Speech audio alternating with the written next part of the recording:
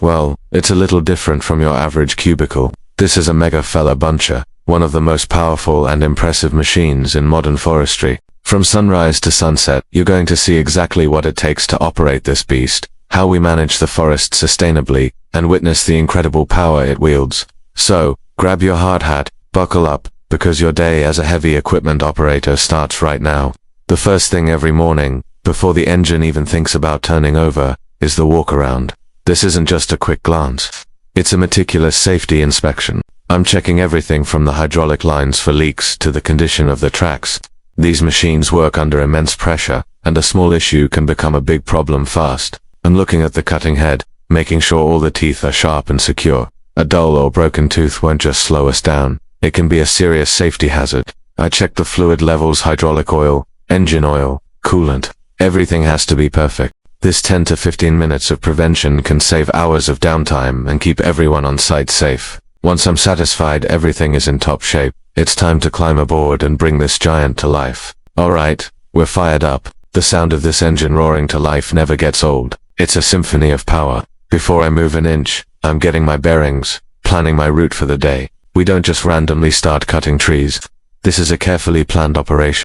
We work from a digital map that shows the harvest block boundaries, sensitive areas to avoid, and the designated route for taking the wood out. My goal is to work as efficiently as possible, laying the trees down in a way that makes it easy for the next machine in the process, the skidder, to come in and pick them up. It's like a giant puzzle, and every move counts. You have to think 10 steps ahead, considering the terrain, the size of the trees, and where the whole team is working. Now for the fun part. Let's get cutting. You can see the cutting head in action. It's a high-speed disc saw that can slice through a tree trunk in seconds. Once the tree is cut, the grab arms on the head hold it upright. This is where the buncher part of the name comes in.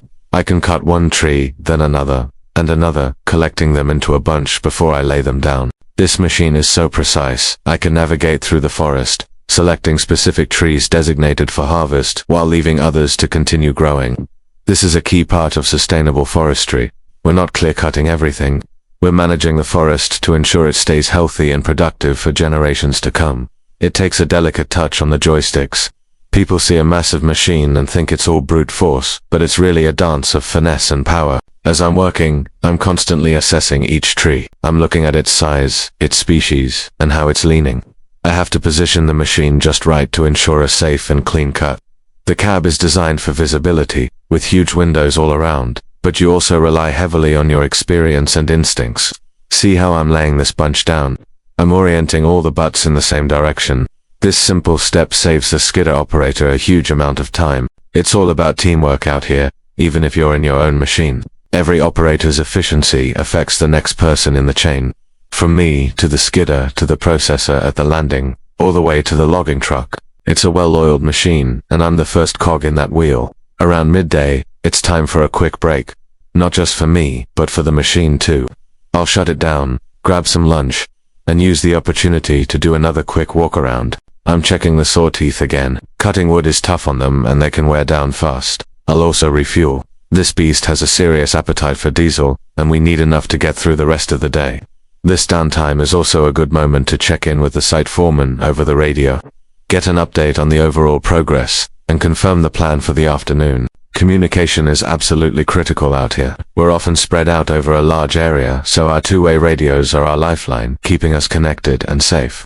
Alright, back in the seat and ready for the afternoon push. The sun is starting to get lower in the sky, and you have to be mindful of the changing light. The terrain on this part of the block is a bit steeper, which adds another layer of challenge. You have to be incredibly aware of the machine's center of gravity. This fella buncher has a tilting cab and chassis, which helps keep me level while the machine itself is on a slope. It's an amazing piece of engineering that makes working on hills much safer and more comfortable, but you can never get complacent. Every move on a slope has to be slow, deliberate, and calculated. One wrong move could be disastrous, so focus is paramount. As you can see, I'm building up quite a collection of processed trees. The rows are starting to look neat and tidy.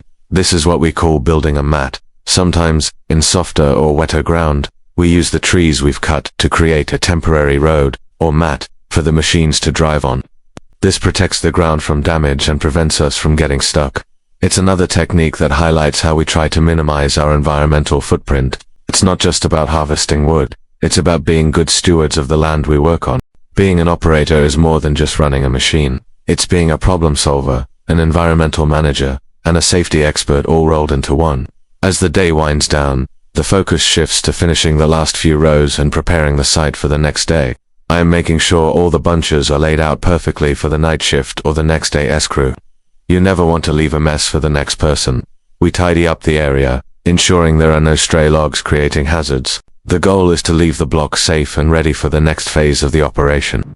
My final task before heading home is parking the machine in a safe, level spot, away from any potential hazards. It's been a long, productive day. The feeling of looking back at the work you've done, seeing the neat rows of wood ready to be used for countless products we all rely on, is incredibly satisfying. And that's a wrap on a day in my life. The engine is off. The forest is quiet again, except for the birds. One last check of the machine, then it's time to head home. It's hard work, no doubt about it. It requires long hours, intense focus, and a deep respect for both the machinery and the environment, but I wouldn't trade it for anything. Getting to operate a machine like this every day, being out in nature, and being a part of an industry that is so essential, it's a pretty amazing gig. Thanks for riding along with me today. I hope you enjoyed this look inside the world of a Felabuncher operator. If you did, be sure to hit that like button, and subscribe for more heavy equipment action. Stay safe out there, and we'll see you on the next one.